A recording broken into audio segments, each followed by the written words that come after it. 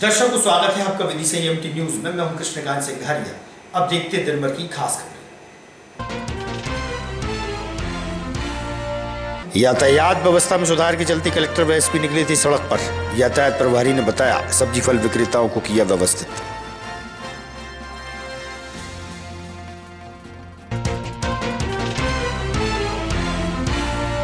ग्रामवासियों ने सरपंच की सहमति से घरों के सामने से हटाया अतिक्रमण। आवागमन में होगा सुधार।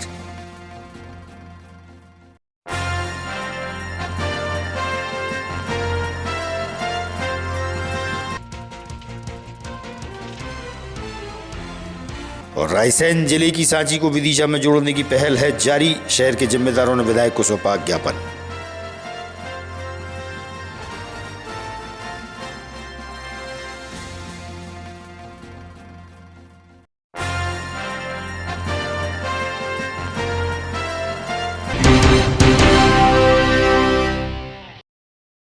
अब खबर विस्तार से। शहर की बिगड़ती यातायात व्यवस्था में सुधार के प्रयासों के चलते कलेक्टर रोशन कुमार सिंह व एसपी रोहित कासवानी द्वारा नगर का भ्रमण किया गया था। वहीं नगर के दुकानदारों द्वारा किए गए अतिक्रमण पर नगरपालिका प्रशासन द्वारा कार्यवाही की गई एवं सब्जी एवं फल विक्रेता को व्यवस्थित किया जा रहा है। इस संबंध में यातायात प्रभारी ने बताया।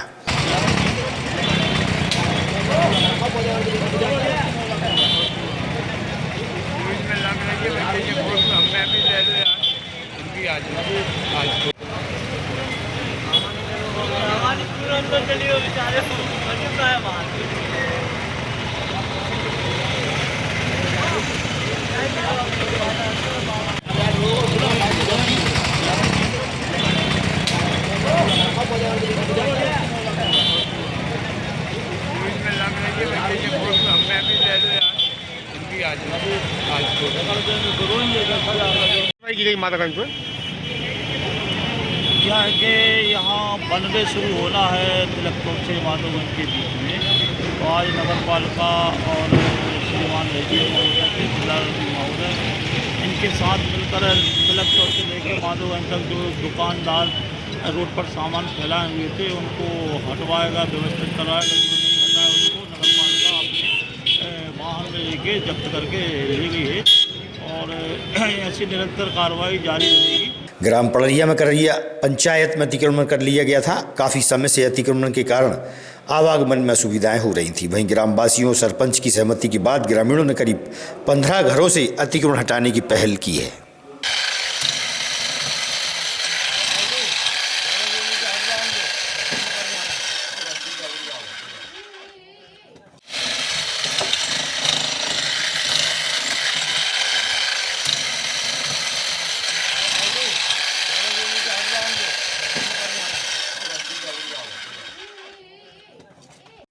मेरा नाम अमित कुशवाहा है। मैं ग्राम पंचायत करैया सरपंच प्रतिनिधि। आज पड़रिया में किस तरह की कार्रवाई चल रही है? कैसे यहाँ काफ़ी दिनों से एक समस्या आती थी। यहाँ पर एक तो नाली की समस्या बहुत थी और यहाँ पर पीछे क्या किसानों के खेत लगे हुए हैं। बड़े ही समस्या से किसान अपने ट्रैक्टर ले जाया करते थे।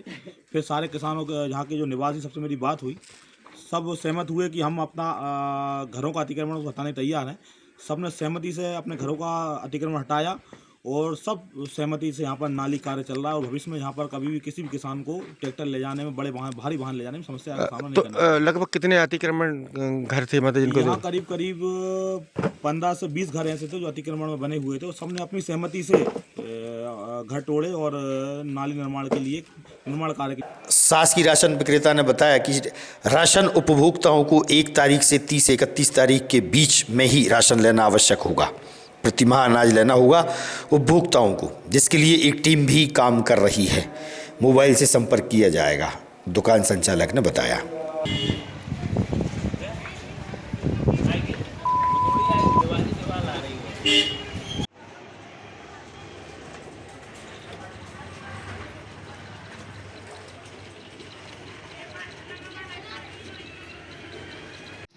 मेरा नाम विनोद नामदेव है।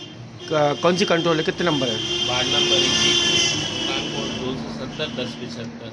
अच्छा, तो क्या व्यवस्था की है शासन के द्वारा यहाँ पर? व्यवस्था ये की है, ये सार्वजनिक वितरण प्रणाली के अंतर्गत भारत सरकार ने निःशुल्क खाद्यान्न वितरण का प्रावधान रखा। जिसमें हमारे डीएसओ महोदय, माननीय कलेक्टर महोदय और माननीय कनिष्ठ फूड अधिकारी महोदय द्वारा 1 से 30 तारीख तक का वितरण सुचारू रूप से रखा गया। अभी क्या व्यवस्था थी? अभी ये व्यवस्था है कि माननीय कलेक्टर महोदय, माननीय डीएसओ महोदय और कनिष्ठ अधिकारी महोदय द्वारा निर्देश दिया गया कि वार्ड में जो शेष रह गए हैं जिनको खाद्यान्न प्राप्त नहीं हुआ, तो अभी हम माननीय पार्षद महोदय के पास गए। 8-10 परिवार रह गए थे, उनको सूचित किया। नहीं, अभी कैसी व्यवस्था थी? जैसे अब 1 तारीख से 31 तारीख तक मिलेगा, उसके पहले क्या व्यवस्था थी? उसके पहले भी 30 तक थी, पर इतना जोर नहीं दिया जाता था कि जो ले गए। लेकिन अब सरकार द्वारा ये किया गया है कि कोई भी ये अपना उपभोक्ता खाद्यान्न। ग्राम पड़ैया में हाईवे के पास पुलिया का निर्माण हुआ था, वहीं रोड पर उभरे गड्ढे के कारण अप्रिय घटना से इनकार नहीं किया जा सकता। जिम्मेदारों को ध्यान इस ओर नहीं जाना समझ से परे है।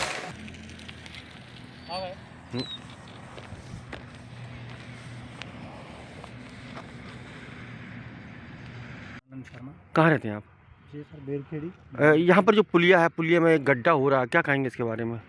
सर, बेहद परेशानी है। बच्चे भी निकलते हैं स्कूल से, आम आदमी लोग आते जाते हैं, गड्ढे में गिरने का डर है ही।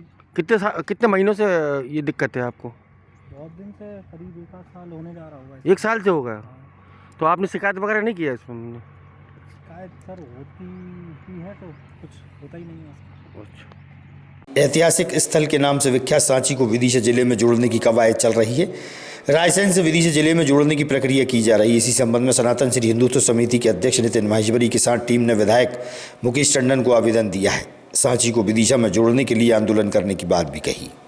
सांची को विदिशा में शामिल करने की बात सरकार और आम जनता कर रही है, और सनातन श्री हिंदुत्व समिति उसके क्या रूप में देखती है, क्या मानती है?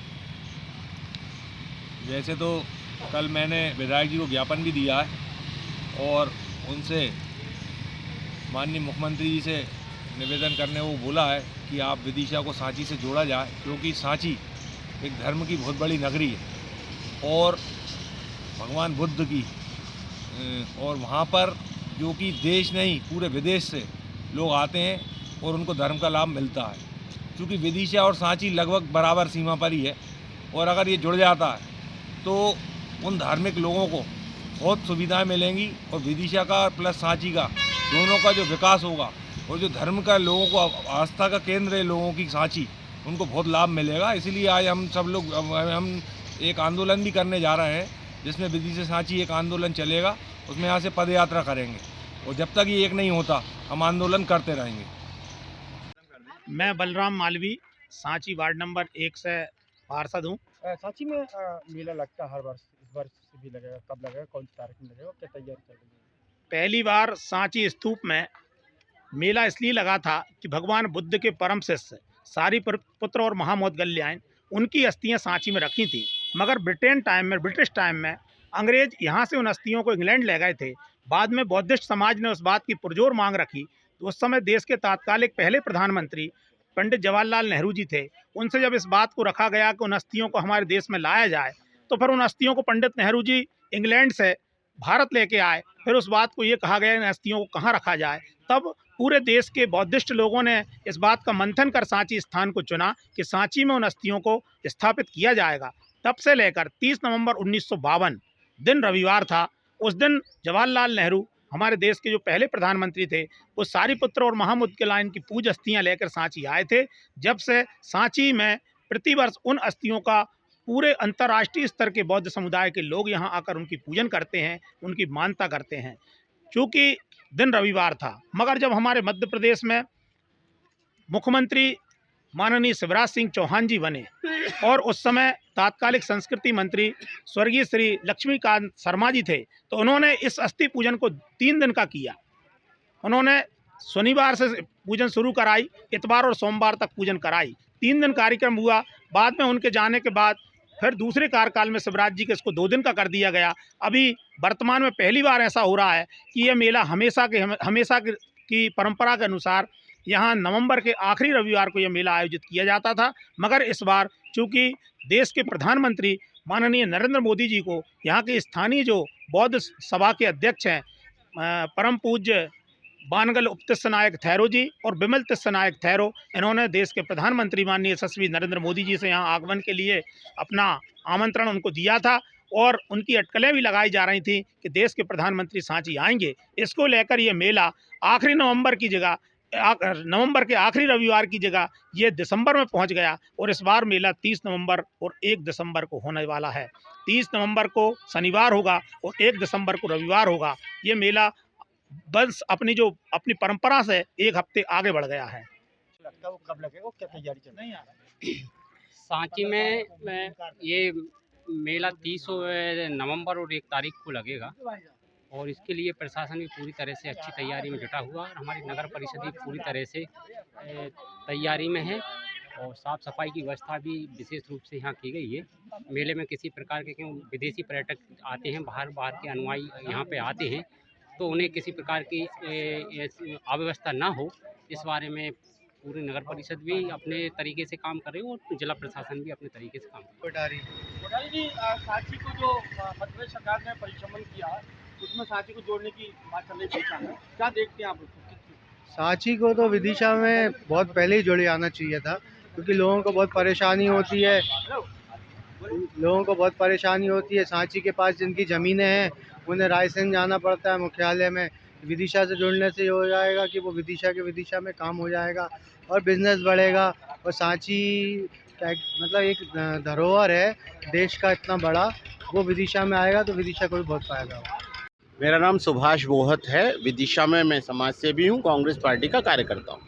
जी, मध्य प्रदेश सरकार द्वारा जिले का और मध्य प्रदेश का परिश्रमण किया जा रहा है, सांची को विदिशा में जोड़ने की बात चल रही है, तो क्या लाभ होगा, क्या नुकसान होगा? देखिए, 100% सांची के लोगों को तो लाभ होगा, लेकिन विदिशा जिले में अगर सांची जुड़ती है तो पर्यटक स्थली, विश्व प्रसिद्ध स्थली होने के कारण हमारे विदिशा जिले का नाम पूरी दुनिया में भी बहुत बड़ा नाम हो जाएगा।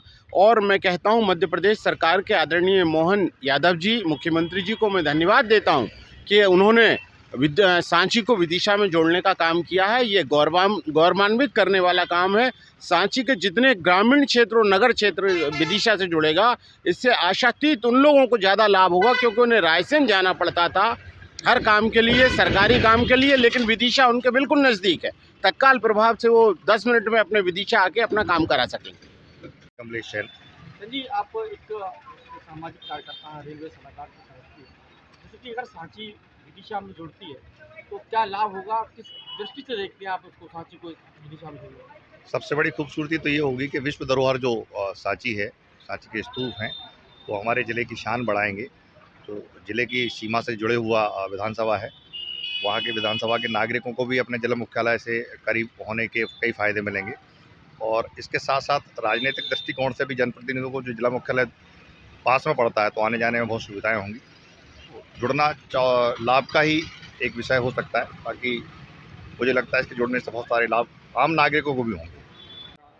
परिवर्तन किया जा रहा है इसमें कि अन्य स्थानों पर भी परिवर्तन किया जा रहा है कि सांची को विदिशा में शामिल करने की बात चल रही है। ऐसे में किस तरह की खुशी आपके शहर में देखी जा रही है? देखिए, एक तो वर्तमान में सांची और विदिशा लगभग एक ही हो गए हैं।